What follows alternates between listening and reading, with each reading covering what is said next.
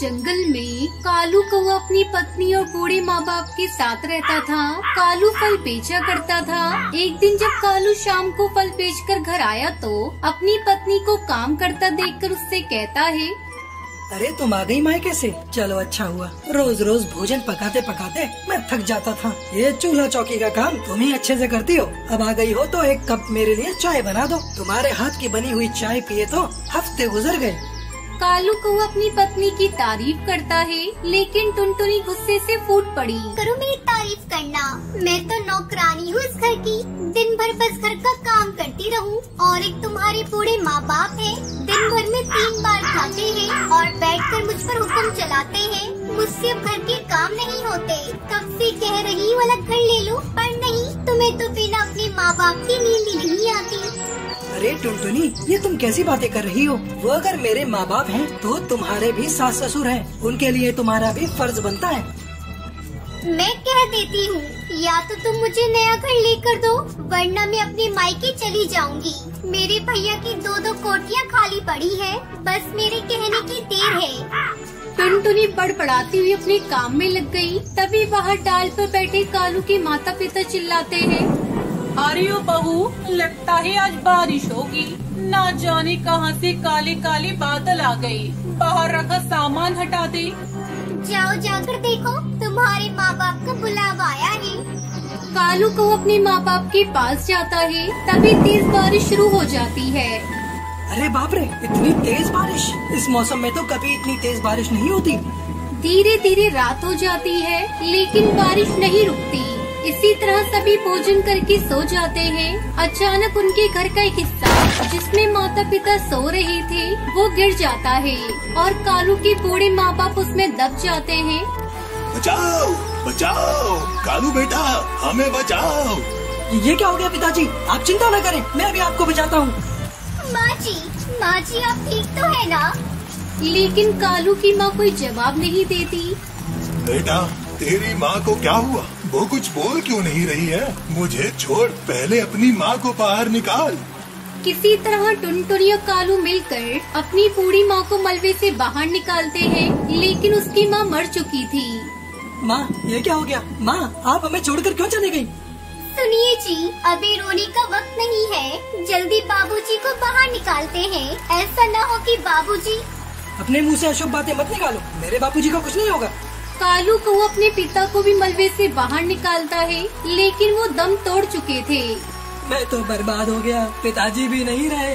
टुनटुनी कालू कौवे की हिम्मत बनाती है। अब रोने से कोई फायदा नहीं जी, घर में पानी भर चुका है। जल्दी यहाँ से चलो। मैं नहीं जाऊँगा।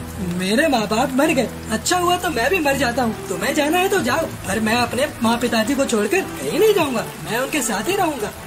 नादान मत बनो। अगर तुम्हें कुछ हो गया तो तुम्हारे आने वाले बच्चे को कौन संभालेगा? जो होना था हो गया। अब जल्दी चलो यहाँ से।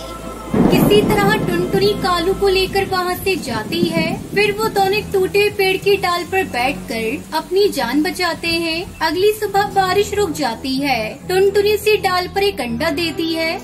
मुझे जल्दी से किसी सुरक्षित स्थान पर ले चलिए, वरना ये अंडा पानी में गिर जाएगा।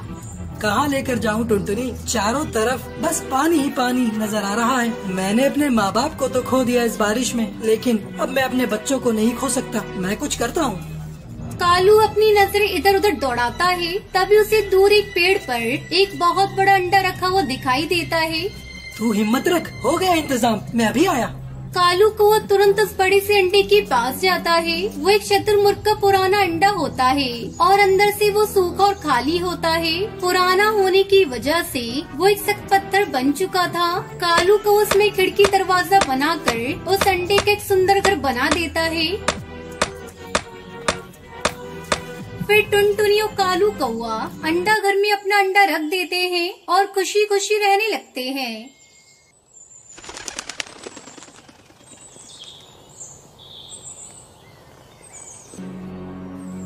एक घने जंगल में कई पक्षी रहा करते थे। उसी जंगल में टूनी और टुनटुनी नाम की दो बहनें रहा करती थी। कुछ दिनों पहले उनकी माँ को उस जंगल के मुखिया ने चोरी का आरोप लगाकर मरवा दिया था। अब वो मुखिया उन दोनों मासूम बहनों के पीछे पड़ा था। टूनी और टुनटुनी दोनों बहनें बहुत डरी हुई थी। एक दिन टूनी अपनी बहन टुनटुनी से कहती है, टुनटुनी दीदी, क्या वो जालिम हमें भी मार डालेगा? मुझे तो घर से बाहर निकलने में बहुत डर लग रहा है। माँ को तो उसने मार डाला। क्या माँ ने सचमुच उस मुखिया के घर चोरी की थी? नहीं टूनी, हमारी माँ चोरी नहीं कर सकती। वो तो हमें शिक्षा देती थी कि चोरी नहीं करना चाहिए। फिर माँ चोरी कैसे कर सकती है? जरूर उस मुखिया के घर किसी और ने चोरी करके हमारी माँ पर इल्जाम लगा दिया होगा। दीदी, कई दिनों से हम घर में छिपकर बैठे हैं। जो भी घर में माँ ने भोजन इकट्ठा किया था वो खत्म हो चला है। अब तो हमें घर से बाहर निकलना ही होगा, नहीं तो हम भूखे मर जाएंगे। हाँ मेरी बहन, यही बात तो मैं भी सोच रही हूँ, लेकिन हम कर क्या सकते हैं? हमें तो रिस्क लेना ही होगा। हम दोनों कल सुबह जल्द ही भोजन लेने चलेंगे। पर तू एक बात याद रखना, रास्ते में कोई पक्षी मिले तो उससे तू बातें मत करना। हम जल्दी से जाएंगे और भोजन लेकर जल्दी घर वापस आ जाएंगे। अगली सुबह दोनों बहनें जैसे ही घर से भोजन की तलाश में बाहर निकलती हैं, कालू कौवा और उसका दोस्त उन दोनों बहनों को पकड़ लेता है। ये रही दोनों बहनें, चलो इन दोनों को लेकर मुखिया जी के पास। मुखिया जी हमें अच्छा इनाम देंगे, फिर हम इनाम के पैसों से पार्टी करेंगे, पार्टी। नहीं नहीं कालू अंकल, हमें छोड़ दो। हमने आपका क्या बिगाड़ा है? चुप हो जाओ तुम दोनों। तुम्हारी माँ ने चोरी करके बहुत बड़ा अपराध किया है। इस जंगल में तुम दोनों उस अपराधी की बेटियां हो। इस जंगल में तुम जैसे अपराधियों का कोई काम नहीं। कालू कौवा और उसका साथी दोनों बहनों को लेकर मुखिया के पास पहुंचते हैं। मुखिया जी, ये रही उस चोरनी की बेटियां। इन दोनों को तुमने यहाँ लाकर बहुत अच्छा काम किया है। कालू, तुम ऐसा करो, इन दोनों को ले जाकर जान से मारकर फेंक दो, फिर आकर अपना इनाम ले जाओ। दोनों बहनें रो रही थीं, लेकिन किसी को उन पर दया नहीं आ रही थी। कालू उन्हें मारने के लिए ले जाने लगता है। तभी कालू के हाथों से दोनों बहनें छूट जाती हैं। टूनी जल्दी भाग, नहीं तो ये जालिम हमें फिर से पकड़कर माँ की तरह मार डालेंगे। दोनों बहनें अपनी पूरी ताकत लगाकर आकाश में उड़ जाती हैं और उड़ते उड़ते एक सुनसान जंगल में पहुंचती हैं, जहां चारों तरफ ऊंचे ऊंचे बांस के पेड़ थे। दीदी, मैं बहुत थक चुकी हूँ, अब मुझसे और नहीं उड़ा जाता।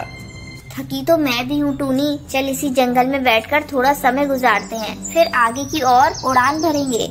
ऐसा सोचकर दोनों बहनें बैठकर आराम करने लगती हैं। धीरे धीरे शाम हो जाती है। दीदी दीदी उठो, देखो शाम हो रही है। अगर हम लोग इस तरह यहाँ बैठे रहेंगे तो रात में कोई जानवर आकर हमें खा जाएगा।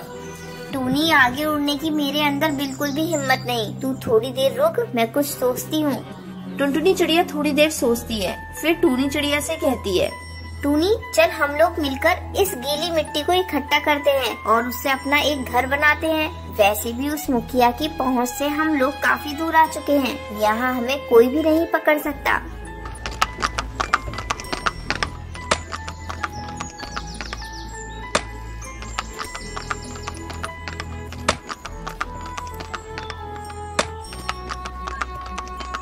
दोनों बहनें गीली मिट्टी से अपना एक प्यारा सा घर बनाती हैं। इस तरह दोनों बहनें उस मिट्टी के घर में खुशी खुशी अपनी जिंदगी बिताने लगती हैं।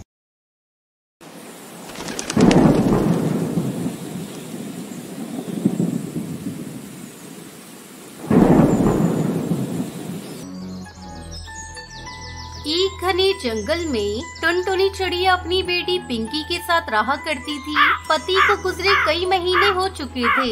जब उसका पति अपने खेत में काम कर रहा था, तभी उसके ऊपर बिजली गिर गई। उसी समय से टुनटुनी जब भी आकाश में बिजली चमकते देखती तो डर जाती। एक दिन टुनटुनी आकाश में काले काले बादल को देखकर डर जाती है। हे भगवान, आज आकाश में काली काली बादल छाए हैं। लगता है तेज बारिश होगी। मैंने अभी तक अपने घोंसले की मरम्मत भी नहीं की। अगर मेरा घोंसला बारिश में टूट गया तो? पिंकी बेटा, ओ पिंकी बेटा, चल मैं तुझे तेरी बुआ के घर छोड़ कर आती हूँ, फिर घोंसले की मरम्मत करूँगी। मम्मा मैं कहीं नहीं जाऊंगी, मैं भी आपके साथ घोंसले बनाने में आपकी मदद करूंगी। तू अभी बहुत छोटी है, जब तुम बड़ी हो जाओगी तब मेरी मदद करना। अब जल्दी चलो, बारिश होने ही वाली है। टुनटुनी अपनी बेटी को लेकर पास वाले जंगल में उसकी बुआ के घर पहुंचती है। तभी तेज बारिश शुरू हो जाती है। लूसी दीदी, ओ लूसी दीदी, दरवाजा खोलो, मैं अपनी बेटी के साथ आई हूँ। टुनटुनी कई बार आवाज लगाती है पर लूसी कबूतरी दरवाजा नहीं खोलती। तभी टुनटुनी की नजर लूसी के दरवाजे पर बंद ताले पर जाती है। मैं भी कितनी मूर्ख हूँ, दरवाजे पर ताला लगा है और मैं पागल की तरह तेरी बुआ को आवाज दे रही हूँ। मम्मा चलो वापस घर चलते हैं। जैसे ही वापस अपने घर लौटने को होती है तभी बारिश और तेज होने लगती है और बिजली भी चमकने लगती है। दोनों माँ बेटी भागकर पास वाले घर में जाती हैं। वो घर कालू का था। अरे कोई है, दरवाजा खोलो, मुझे बारिश रुकने तक अपने घर में रहने के लिए थोड़ी जगह दे दे। कालू जी जरा जाकर देखो तो इतनी तेज बारिश में कौन है। कालू दरवाजा खोलकर बाहर आता है और टुनटुनी को देखकर अपनी पत्नी से कहता है, सुंदरी जी एक चिड़िया है, बारिश रुकने तक रहने के लिए जगह मांग रही हैं, क्या कहती हो। कालू जी रुको, मैं अभी आती हूँ। कौन कमबख्त बारिश में आया है। क्या है चिड़िया, मैं अपने घर में किसी अनजान को आने नहीं देती, लेकिन तुम्हारी बेटी पर तरस खाकर मैं तुम्हें थोड़ी जगह दे सकती हूँ, लेकिन इसके लिए किराया देना होगा। ठीक है बहन, ये मेरे पास भोजन की पोटली है, इसे आप ले ले और बारिश रुकने तक मुझे रहने के लिए थोड़ी सी जगह दे दे। सुंदरी भोजन की पोटली लेकर उसको उसकी बेटी को रहने के लिए अपने घर के अंदर जगह दे देती है। हे भगवान, जल्दी से ये बारिश रुक जाए। जैसे तैसे करके वो दोनों रात को सो जाते हैं। अगले दिन सुंदरी टुनटुनी के पास आती है और कहती है, ए चिड़िया जल्दी उठो और अपनी बेटी को लेकर यहाँ से जाओ। लेकिन सुंदरी बहन, बारिश अभी तक रुकी नहीं है, मैं इस बारिश में कैसे जाऊंगी। अच्छा तो आज का किराया दो, फिर मेरे घर रहो। पर सुंदरी बहन, मेरे पास तो देने के लिए कुछ भी नहीं है। तो दफा हो जाओ यहाँ से, ये कोई अनाथालय नहीं है। सुंदरी टुनटुनी और उसकी बेटी को अपने घर से बाहर निकाल देती है और तेज बारिश में दोनों भीगने लगती हैं। तभी वहाँ हरी तोती आती है और उन्हें अपने घर ले जाती है। हरी तोती का घर लकड़ी का बना हुआ था। टुनटुनी बहन, मैं इस लकड़ी के घर में अकेली रहती हूँ, आप भी मेरे साथ रह सकती हैं। मैं इसका कोई किराया नहीं लूंगी। इस तरह टुनटुनी चिड़िया हरी तोती की लकड़ी के घर में खुशी खुशी अपनी बेटी के साथ रहने लगती है।